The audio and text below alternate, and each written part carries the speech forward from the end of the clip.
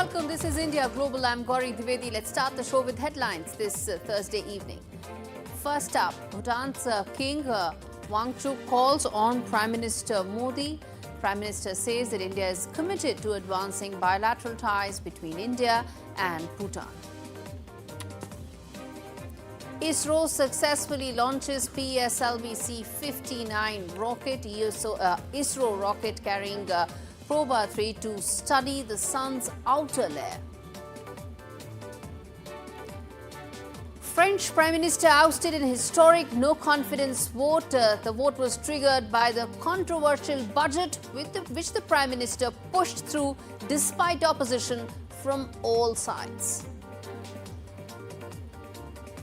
Bangladesh's interim government advisor Muhammad Yunus's latest anti-India jibe, where he says that must counter aggression against Bangladesh by coming together. Monumental day for Bitcoin, which has touched a major milestone by hitting the record $100,000 mark. The rally triggered by MAGA supporters and Donald Trump set to be in office.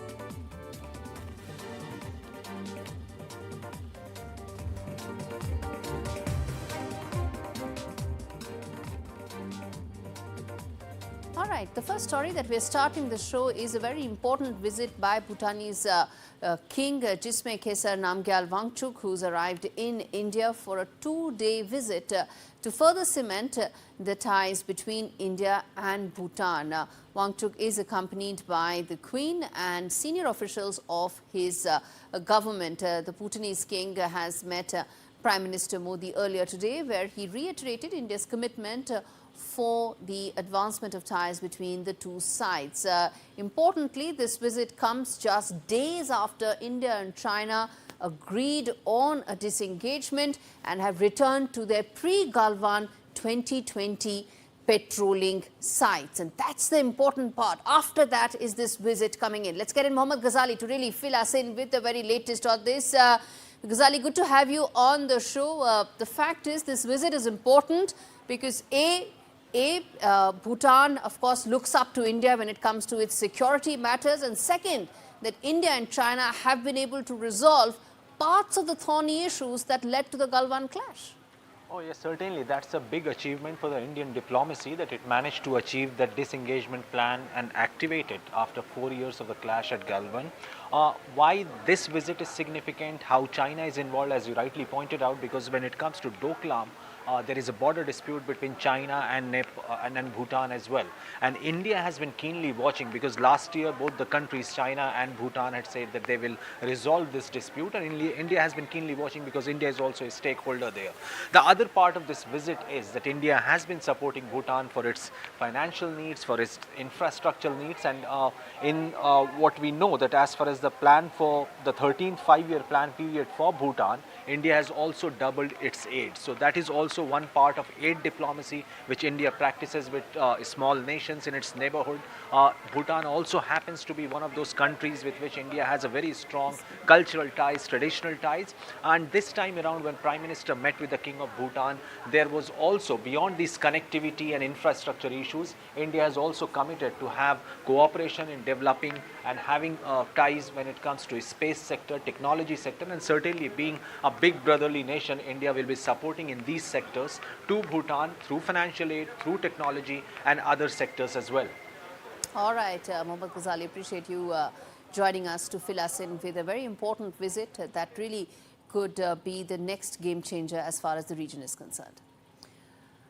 All right, shifting focus now to the other big international news coming in today, where a historic vote finally saw and is set to see the ouster of the French Prime Minister. The France far right and the left-wing lawmakers came together in a no-confidence vote that was prompted by budget disputes and ousted the Prime Minister and his cabinet members. First for France since 1962. A conservative appointed in September, Barnier becomes the shortest-serving prime minister in France's modern history. And the French President Macron now has to pick his sixth prime minister in 7 years. He remains in office, he remains untouched by these developments. But what happens is that not only is his political capital eroded to some extent, how will he pass his budget? Because elections cannot take place till next year. So how is he going to ensure that with a fractured polity, he will be able to pass the budget? And that is a big question, with many opposition politicians increasingly calling for Macron to now resign. But he has insisted he will serve the full term out. All right, let's quickly now get in Mr. Nicholas joining us live from England to fill us in with how he views this situation and how he feels this is really likely to pan out. Nicholas, appreciate you taking out the time and speaking to me on India Global. As things stand right now, the political logjam that Paris has been in ever since the elections this year, it was a snap election. Why Macron did it is a separate story, and what was he thinking is a separate story. But the fact is that the fractured polity in France is impacting or is set to impact the legislative business. Well, yes, indeed. And I hesitate to criticize a neighboring country with which Britain has a very close relationship. But looked at from our perspective, they have a rather awkward democracy because firstly, they elect a president, and then the president chooses the prime minister and indeed the government and leaves it for them to run within Parliament. So the president himself is not directly accountable to Parliament, and the prime minister he's chosen has had a job trying to steer the boat, as it were, not least, as you say, because of the budget, the importance of getting a budget passed. I don't have a solution to this, but more to the point, nor does France. That's the worst aspect. You had these elections, these surprise elections held in July that nobody really expected the president to call elections at that time. Exactly. Especially since it was just before the Olympic Games were held in Paris. Exactly. And now we have another political démarche just before President-designate Trump of the United States is due in Paris. And it looks like there won't be a government in place. I was going to come to just that at a time when Europe is set to face a lot of uncertainty in terms of what happens to their ties with America, what happens to NATO, what happens to all of those institutions. There's also a crisis that France has, well, frankly, created for itself, which is what happens to France going forward in the midst of growing geopolitical uncertainty. I think you know it so well, you don't really need me. But anyway, I agree with the points you're making. And this is really why France matters, because of its relationship with other countries. It is a key state within the European Union, and the other key state, Germany, is also in a bit of a mess with elections due in February. And both France and Germany have big economic problems, and there's a question is being asked as to whether the leadership of the European Union will move further east, with both France and Germany having difficulties, and indeed having governments that haven't lasted long. I mean, the German ones lasted a bit longer, but the French one only 3 months, as you say. Now, beyond that, there's the whole question of NATO. And NATO is a very important alliance for much of Europe. And the uncertainty created by the election of President Trump has got NATO in a bit of jitters. So the solidarity, which, I mean, that's one area where Britain and France are in the alliance together. I think there are 27 countries in NATO altogether.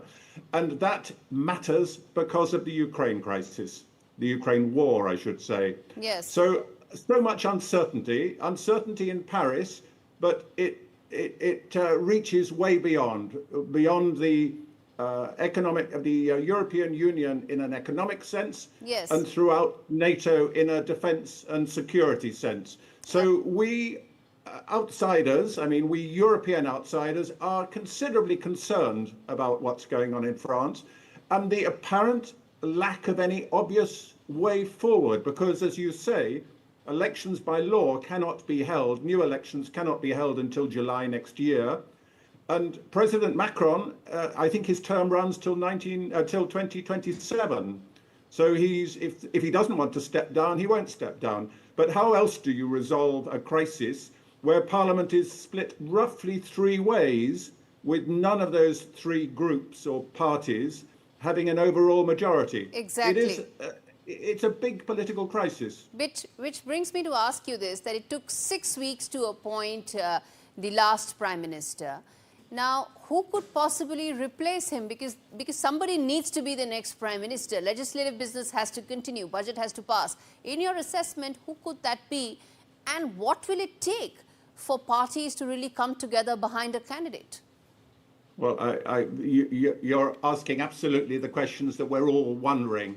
I read in the papers this morning that there are 2 or 3 names being toyed with, people from one of the political groups who seem to be better at getting on with the other groups than clearly Mr. Barnier was. So there are names in the ring, but as to how long it'll take to appoint a new Prime Minister, the expectation is that Mr. Macron, to save himself really, will appoint somebody before President Trump arrives at the weekend. So it's got to be within 2 or 3 days. So there are candidates, but what you won't see happen is that one of the prominent party leaders will be appointed, because, well, arguably they're part of the problem. They are rowing, and the ability to create a coalition from this divided parliament seems minimal. But partly because of President Trump coming, and partly because of the need to get a budget through. When the Prime Minister resigned, the draft budget collapsed. So there are 2 very pressing reasons why Mr. Macron has to move fast. The call for him to resign himself, to step down and call a presidential election, well, it seems less likely that that'll happen, but it's not impossible. It certainly won't happen before the weekend, that's for sure. All right, let's leave it there. Mr. Nicholas Nugent, thank you so much for taking out the time and really connecting the dots in terms of what's happening in France right now. All right, on that note, we slip into a very short break. We come back on the other side with lots more stories, including the latest that's happening in Bangladesh, where Muhammad Yunus has come out with strong statements. What does it mean for India? How should one read that message? We talk on that and lots more after this break.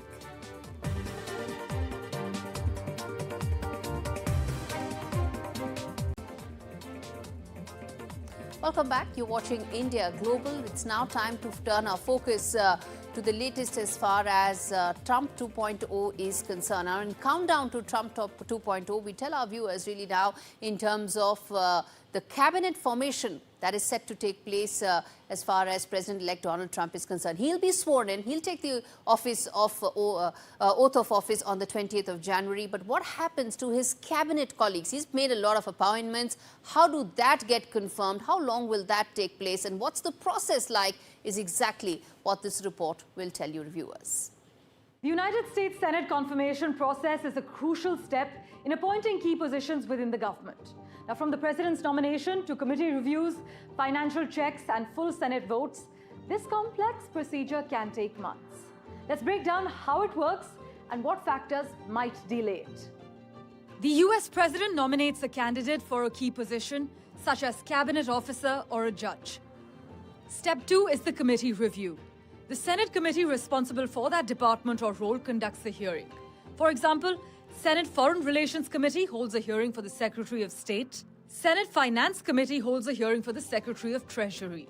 These hearings often include questioning the nominee about their qualifications, past decisions, and views on policy issues.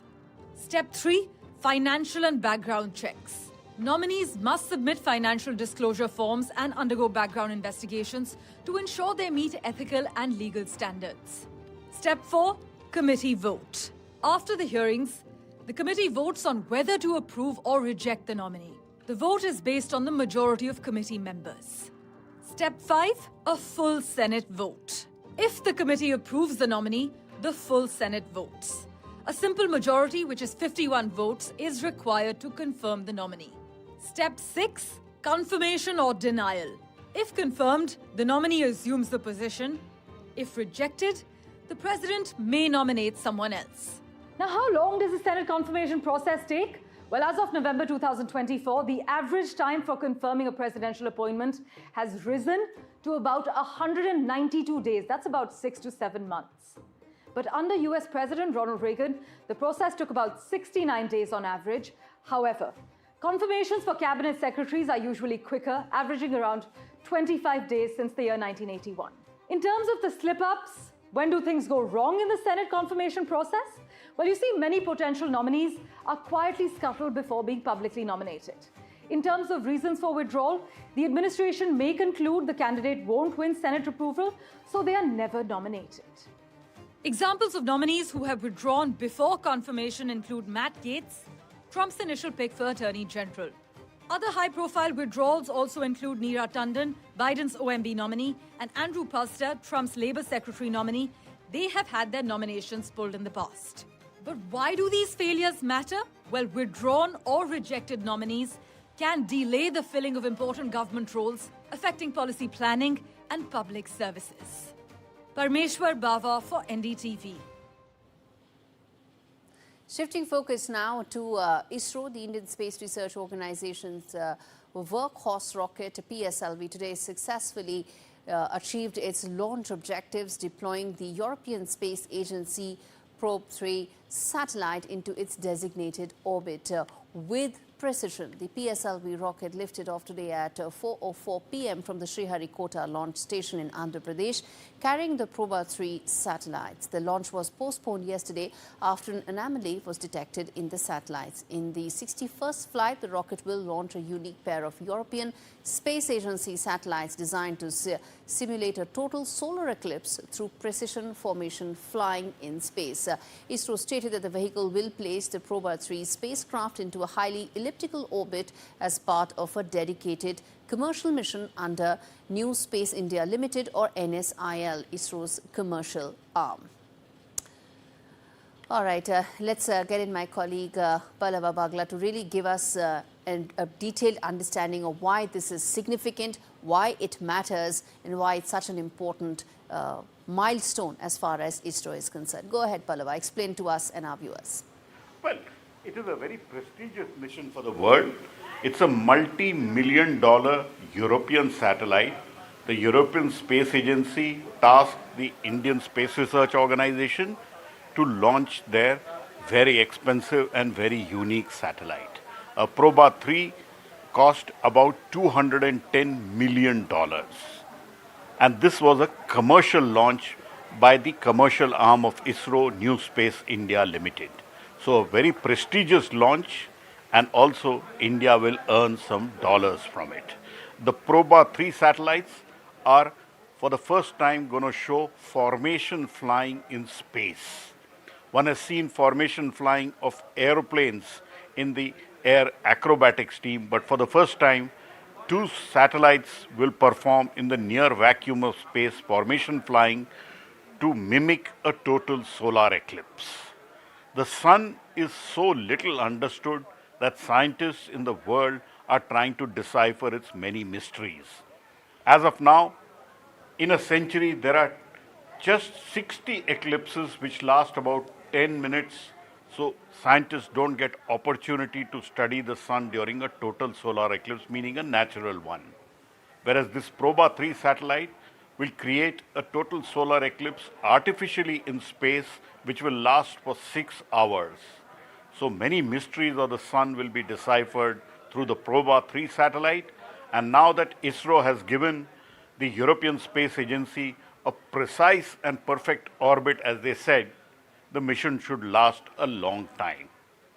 So very important mission for the world and a very prestigious mission for the European Space Agency.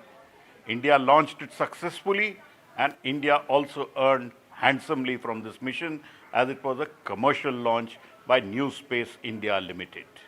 A big day for India's space program. All right, Mr. Pallava Bagla, science editor of NDTV, really explaining it to us in detail as to why this is significant, why it matters, and why it's a milestone. Appreciate you taking out the time. All right, on that note, we slip into a very short break. We come back on the other side with lots more stories, including the latest that's happening in Bangladesh. Stay with us.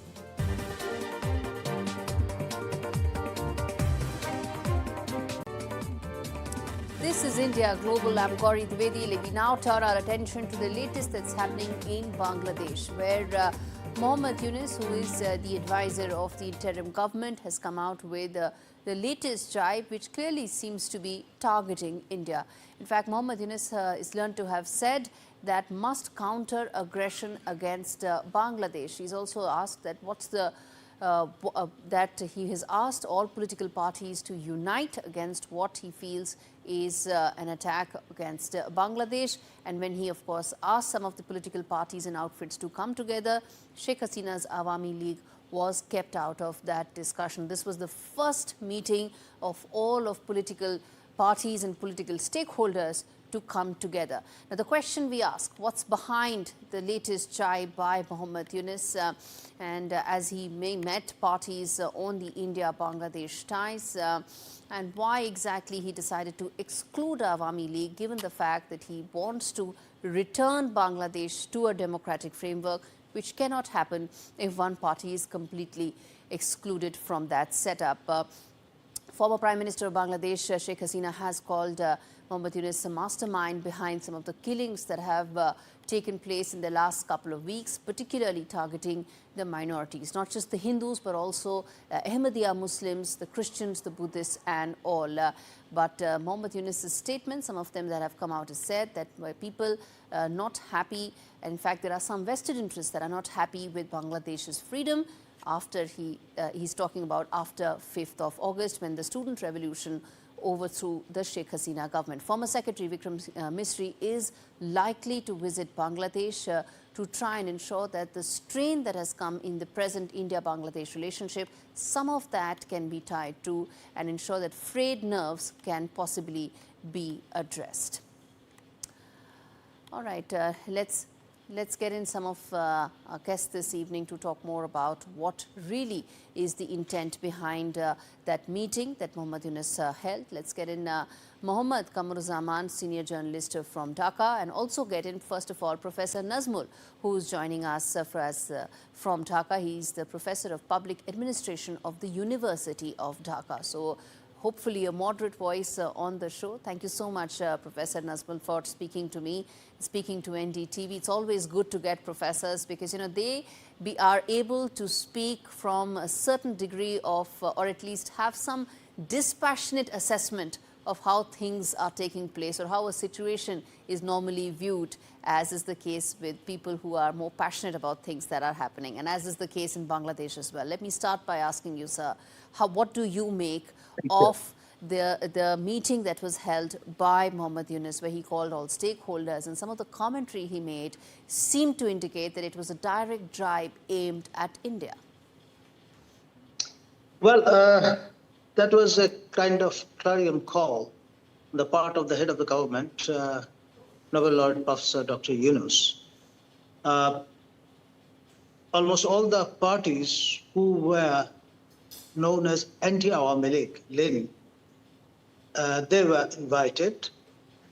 Although there was an exception, LDP delegation actually was turned away from the gate because their name was not mentioned in the guest list.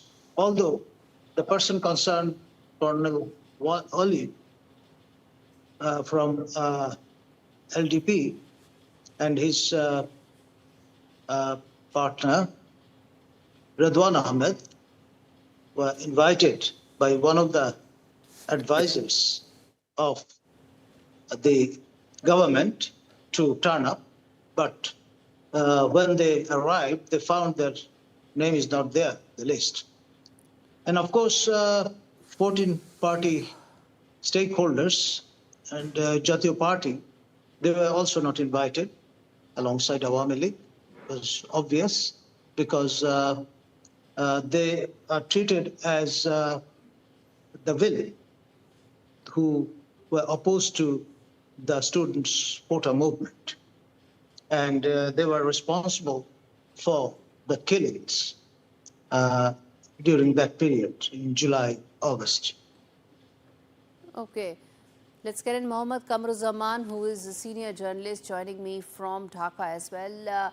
Appreciate you taking out the time. Mohammed, let me start by asking you, what do you make of the commentary that has come in after Muhammad Yunus held a meeting with all stakeholders, and the fact that Awami League was actually excluded from that meeting itself?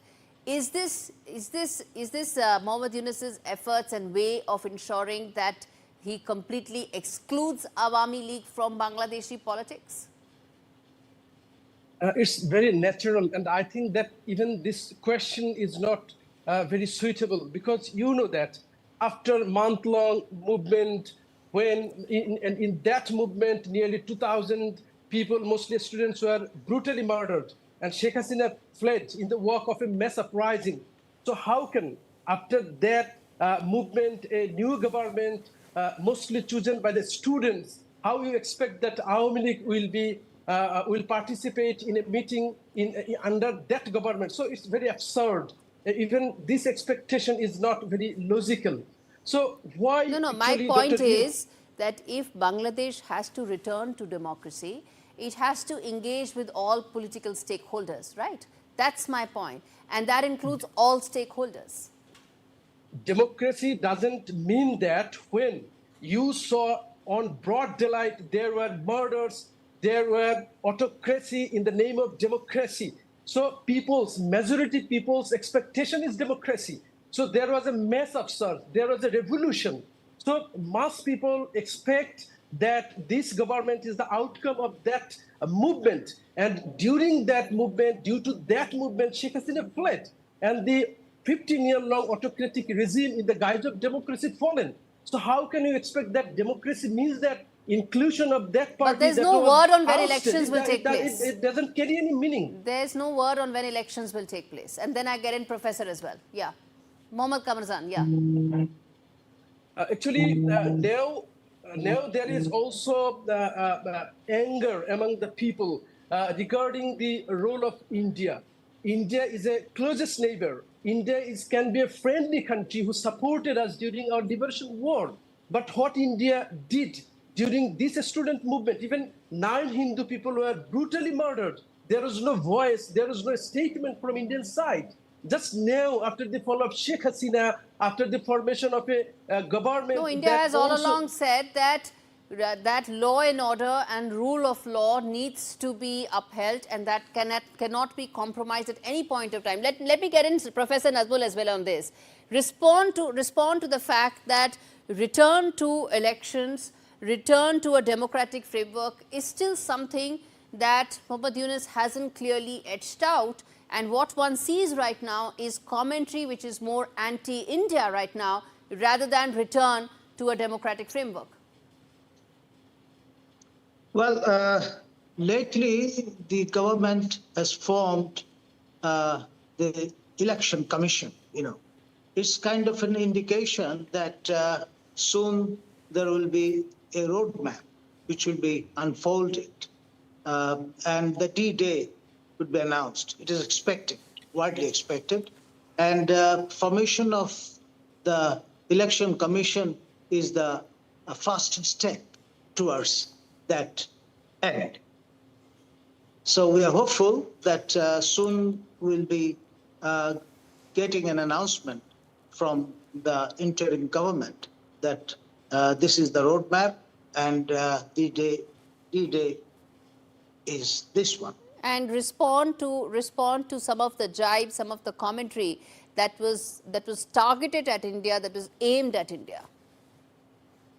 Well, one of the outlaw political entities, namely Hizb ut-Tahrir, they have come up with a poster which says that India should be declared as an enemy country. So this is the extreme sort of proposition. From there, on the other side of the axis, people are saying that we want to have respectful, in equal terms, relation with India. India acted as the surrogate mother during our liberation war. We all acknowledge that, but at the same time, What do you think should be done as far as some of these voices that are coming to fore? where India should be declared as an enemy state is being said? Very quickly, Professor Nazmul. Well, I mentioned already that it's a party which is not lawfully operational in the country. I mean, Hasina government has put a ban on its activities and is still on. Okay. Government has not put off the ban yet. All right, gentlemen, thank you so much for speaking to me on India Global. I believe that we're going to come back and talk more, given how volatile situation seems to be in Bangladesh. Thank you so much for speaking to me today on India Global. All right, shifting focus now to the other big story that we are focusing on, which is the milestone as far as cryptocurrency is concerned. Bitcoin has hit a record high of $100,000. This surge in value comes as investor optimism grows, fueled by expectations of a more crypto-friendly regulatory landscape under the incoming administration of President-elect Donald Trump. Since the beginning of 2024, Bitcoin's value has more than doubled. In fact, in the past 4 weeks alone, it has risen by 45% following Trump's election win. Here's a closer look at the story in detail. Bitcoin, the first ever cryptocurrency, has surpassed the $100,000 mark after US President-elect Donald Trump selected Paul Atkins, a former SEC commissioner known for his support of crypto, to lead the US Securities and Exchange Commission. Bitcoin has been consistently surging in trade and has more than doubled in value this year, up about 45% since Donald Trump's sweeping election victory and over 140% year to date. Now, analysts believe with Trump's appointment of Paul Atkins, a more friendly environment for cryptocurrencies is now seeming a reality more than ever before. Remember, not long ago, Donald Trump touted his family's new crypto endeavor, World Liberty Financial, encouraging users to embrace this technology. The move into the crypto industry marks a significant shift, as remember in 2019, Donald Trump said he was not a fan of Bitcoin and other cryptocurrencies. And now recently, Trump has embraced digital assets, promising to make the United States the crypto capital of the planet. Remember Elon Musk, the Tesla billionaire, who recently declared a financial emergency in the US, has ventured back into the world of crypto amid a Bitcoin price boom. Experts believe one can be cautiously optimistic or wait and watch as to how the cryptocurrency industry evolves globally after the newfound support from Donald Trump. The spotlight is on other nations and their fresh approach. Currently, remember, India only regulates crypto asset space from an anti-money laundering and counter-terror financing perspective, which does not provide enough protective measures or any grievance redressal. Sakshi Bajaj for NDTV. All right, Vishal Saraswat and PM Mishra join me to really decode what does this mean for Indian investors, given the fact that our regulatory landscape is far more complex, and how can investors here in India really join the rally or the party that's happening right now? Mr. Saraswat, let me start with you, sir. There's expectation that the Trump 2.0 administration will be more benign, more positive to Bitcoin and cryptocurrency in general. But what does this translate for us, for Indian investors? How can we join the party? While Indian government is not regulating the trade of crypto, but it's not even stopping us from trading in crypto, right? So, of course, and when it comes to technology, United States is one of the countries that sets the tone for the rest of the world. So with the US government or president appointing Atkins and supporting the regulation of crypto in a more generous way, let's say it this way, the trade is going to boom. The skepticism that we had about crypto trading, that's going to reduce.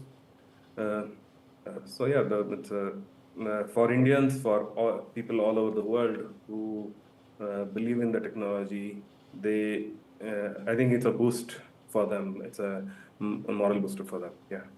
Mr. Mishra, you want to come in there in terms of what does this mean for the Indian investor who till now has pretty much been on the fence of this massive rally that has taken this year? Okay, so let's start with something where you said, as far as Indian investor is concerned, they are in a situation whether they can, actually they are in a very peculiar situation. Situation of Indian investor is such, without regulation, they cannot step in. You know that every day we are receiving more than 10 or 15 complaints from different guys, their bank account being frozen by different banks due to P2P transactions. So regulation is first. Government has to understand the world is right now behind digital currency or virtual assets.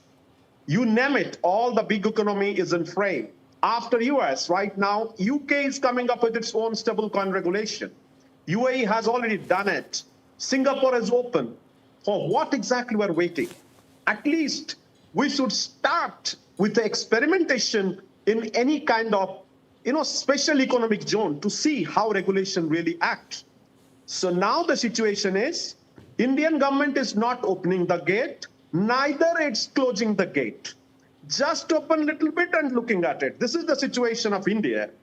FIU is there for crypto exchange. Right now, you can go there, register, but they are not the regulator. Without regulation, regulator is not there. So situation is quite peculiar for Indian investors. And RBI has had a very cautious tone when it comes to cryptocurrencies. They've had a very cautious tone for cryptocurrencies on multiple occasions. They've in fact said that investors should stay away.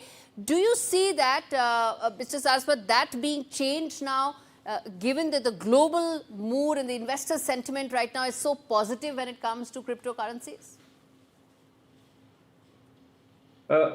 Yes, it's positive all over the world, and as our colleague also mentioned it out, like Indian government has not really completely banned the trading of cryptocurrency. And our current RBI governor, he seems to be pretty mature about the technology, and I do believe that this boost in US, and I'm sure RBI will still be cautious and maybe wait until the at least till the budget presentation and then decide. But I do look forward, I do expect that the Indian government will also be now increasing their pace on bringing in the regulations. The regulations, bringing in the regulation, the process has started a while back, but at some point it kind of slowed down or maybe plateaued. But I expect it to now pick up the pace and follow the US footsteps. All right. Mr. Mishra, let me then ask you this, that what is it that you would be advising your investors right now, who would want to be part of this rally? What is it that you would be advising them right now? Let me start with RBI's, RBI is really cautious. It is basically the whole cryptocurrency stuff started with bank against a non-regulated currency. That we need to understand. So how come a central bank who is controlling fiat will be in support of crypto? Not about our central bank. You go to any country, central banks are not in support of crypto. Now, about the crypto investors in our country, first and foremost thing is, 99% of the crypto investors in India is immature. As they don't understand what is the risk, they don't understand how it functions. It's better to be cautious, at the same time, keep learning. And because learning is the only process, let's wait for the, our government's eye-opener. When they open their eyes, they will come up with a regulation. Nothing else. But at this moment, there's no way that they will put their money and they'll be fixed somewhere in regulatorism. So at the end of the day, be careful, learn and wait for your turn. Because in each regulation, we keep on learning. From crowdfunding till P2P, we are lacking behind because government is not taking any decision on it. That's for sure. So we are missing the bus in case of crypto regulation. Okay, but come January, the expectation is that there'll be a lot of push as far as digital currencies are concerned. led, of course, by the US, and probably there could be some sort of a global framework or something that could also be put in place, given how bullish the Trump administration is said to be on cryptocurrencies or digital currencies. Mr. Saraswat, do you see that, becoming the inflection point for India to sort of join in as well, or inflection point for India to come up with its own larger regulatory framework? On larger, I don't know, but certainly India has followed the footsteps of the United States or the EU in many aspects, especially when it comes to crypto or cybersecurity topics, right? So here also I expect the government will see that the regulations have picked up the pace and they won't want to stay behind. Technologically, India is quite advanced in technology field. Even in the cryptocurrency, Indians have invested a lot. And, there are tons of startups in India investing in it or working on it or providing some sort of service to the crypto industry. So it's high time that Indian government takes that, yeah, now we need to step in. Now we need to pick up the pace and take some responsibility. Right? Sure. All right, Mr. Saraswat, Mr. Mishra, thank you so much for speaking to me today on an issue I believe that's more evolving than we know, and probably could see India joining in the global party as well. All right, on that note, we slip into a very short break. We come back on the other side with more news, specifically in terms of what's happening in Ukraine and the latest in the other conflicts as well. Stay with us.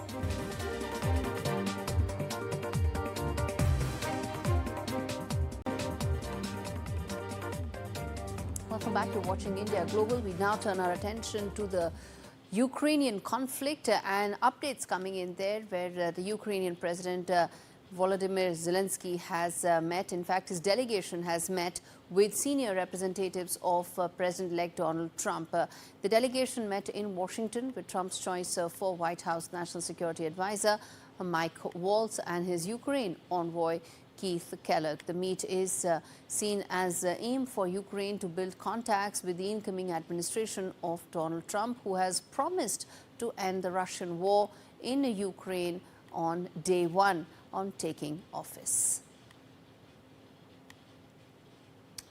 Okay, shifting focus now to Canada, where it has announced major changes to its immigration policies, which could potentially force millions to leave. The Trudeau government has introduced reductions in the number of both permanent as well as temporary residents entering Canada over the next 3 years. These changes are part of a revised immigration revamp and a plan which aims at addressing Canada's housing, healthcare and infra challenges. Immigration Minister Mark Miller has said that close to 5 million temporary permits are set to expire by end of 2025. And unless the permit holders transition to PR, which is permanent residency, or successfully renew their permits, most of them will have to leave. Under the new immigration rules, the annual target for permanent residents will decrease by 21% from 500,000 to about 3,95,000 by 2025. Temporary foreign workers and students are also expected to see cuts. The number of temporary foreign workers are estimated to drop by 40%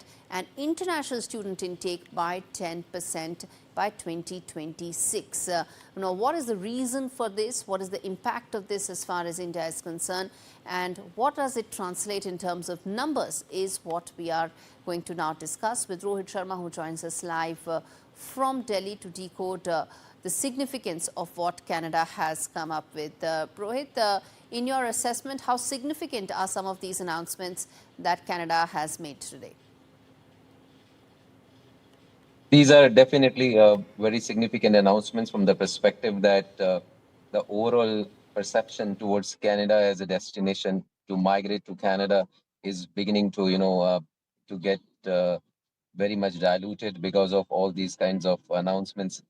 But, like as you yourself has mentioned, this has actually happened to address the growing concerns over the medical sector, on the housing sector, and the rising unemployment. What actually has happened, post-pandemic, 2019, when I look back, the Canada, in fact, has started encouraging a lot of temporary foreign worker program because they wanted to fix up their overall country's economy at that time, and they were able to fix it up well as well. In 2023 alone, 88% of jump happened, on the temporary foreign worker visa compared to 2019. So you can understand the kind of influx that has happened in the last 5 years or so. So obviously that has impacted the overall housing sector. The prices of houses actually have gone beyond, and medical Yeah, infrastructure it's have also an taken. election year, and Trudeau is running a minority government. And as far as popularity ratings are concerned, he's seen a massive dip of about 20%. So if local residents feel the pinch when it comes to cost of living on so many parameters, he has to, and his government has to, of course, respond to that. Having said that, in terms of the impact on Indian students, if you could tell us how significant could that be, and also the number of people you think who may not be able to transition either to get a PR or to renew their existing permits. How significant are those buckets of people likely to be? Yeah, massive, as regards students are concerned, because students are actually coming under this temporary foreign workers category. They are the majority ones. Almost 42% of students are there who actually are just on study basis. Otherwise, overall, if you look at, 100% of temporary foreign workers that are there in Canada, 58% are the ones who have studies and who also have the work permits there. Now, with this cancellation, close to 7 lakh 66,000 students are going to be impacted because of this. And if they are not going to get conversion to PR, they are coming back. So you can understand the kind of shock I'm using the word shock, they will actually get into, because their entire objective of going to Canada was not just studies alone. They wanted to stay there, live there, and make their livelihood after gaining study of that country, gaining good employments. So you rightly said, yes, election year is there. So Mr. Trudeau is doing anything and everything possible, to generate as much interest in the locals there as well, trying to highlight this. My submission always is that, this is something the Canadian government were always aware. That is why I was saying, when they raised the temporary foreign worker Yes, visa status to almost 88%, yes. at that time, they should have been cautious. They can't just, come tomorrow and say, hello, we are canceling up all the visas, now go back. Okay. It is not, it is a lifetime, damage to These are someone's major plan. changes and major decisions that people have to make, and they stand to get impacted on that. Thank you so much, Rohit, for speaking to us on an important story that impacts many students across India. All right, Thank on you. that note, it's a wrap on this edition of India Global. Thanks so much for watching.